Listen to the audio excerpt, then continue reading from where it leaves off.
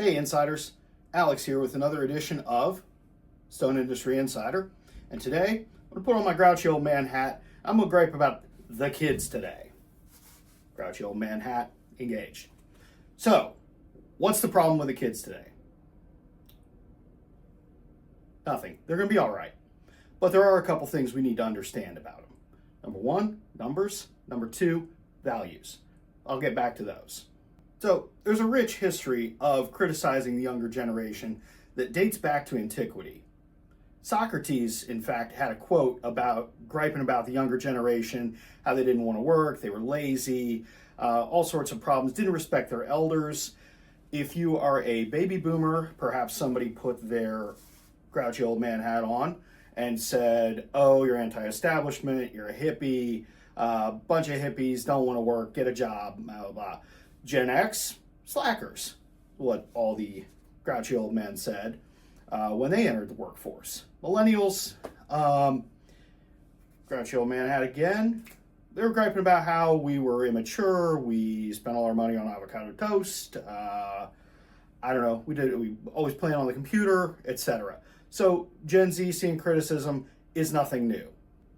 So one of the things I talked about is numbers. And there are a couple numbers that we need to understand to help make some sense of Gen Z.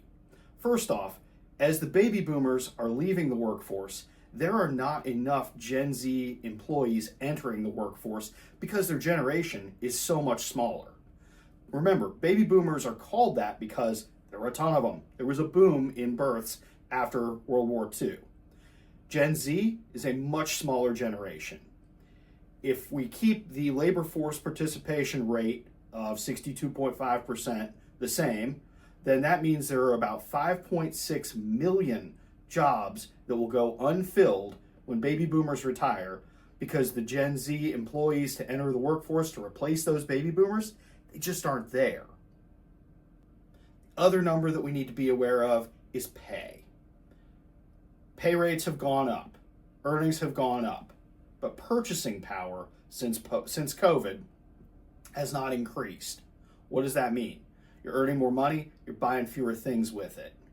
Okay? So this is something else that employers need to keep in mind. The definition of fair pay may have changed and may have changed really rapidly over the last 5 years. So that's another number that we need to be aware of as employers.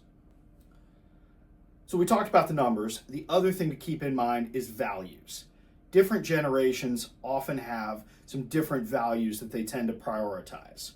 For baby boomers, I think maybe a stereotypical good career was 40 years with one company, nice stable career with a nice stable company, everything's safe, everything's set, you work for your 40 years, you get the celebratory cake, you get the gold watch, you get the well-earned retirement. In some people's view, not a bad life. I think Gen Z prioritizes freedom and flexibility in a way that perhaps some of the older generations haven't prioritized. And I think if you look at the way technology has changed, you've got widespread internet access, you've got the rise of mobile phones, you've got artificial intelligence, you've got the gig economy. Kind of in short, anybody can do nearly anything from nearly anywhere. So there's maybe a lot more freedom that is on offer now that wasn't really available to the baby boom generation. So I think this technology has helped shape some of Gen Z's thoughts on what their career ought to look like.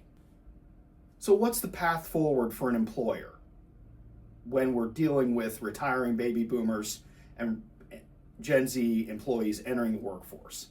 Well, a couple things. I think we need to keep in mind the numbers and the values that I talked about. We need to acknowledge that maybe what we're paying, is that still a competitive salary?